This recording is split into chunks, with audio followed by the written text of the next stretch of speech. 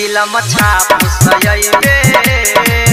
भोला बाबा के जितेबा डीजे सूरज रतिकर कौवा म्यूजिक बाय चिलम छाप सयबे भोला बाबा के जितेबा सूरज एल सावन चल तब घर रे मीता एल सावन चल तब घर रे मीता ओई जे मोहर लगे होय चिलम छाप सयबे भोला बाबा के जितेबा चिलम छाप सयबे रे रे रे भोला बाबा के जितेबा डीजे सूरज एल सावन चल तब घर रे मीता एल सावन चल तब घर रे मीता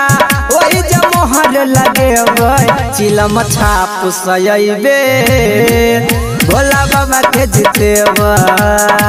चिलम छाप सयबे रे रे रे भोला बाबा के जितेबा डीजे सूरज रतिकर कौवा चिलम छाप सयबे भोला बाबा के जितेबा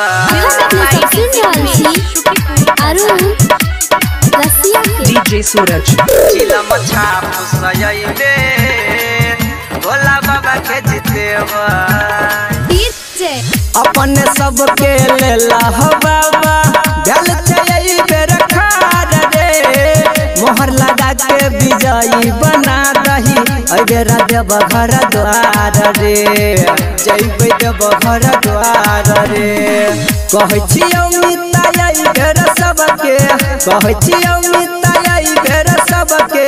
मिल के विजय बनाइबै चिलम छाप सयबे भोला बाबा के जितेबा दम मार गयबे रे चिलम में भोला बाबा के जितेबा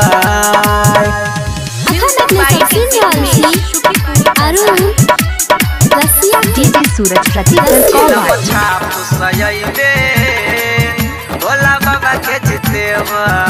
डीजे सूरज वाटर गन चिलम के वैला छै न कोनो काम रे जई में मन है तो लगई है वही में आई बेरा दाम रे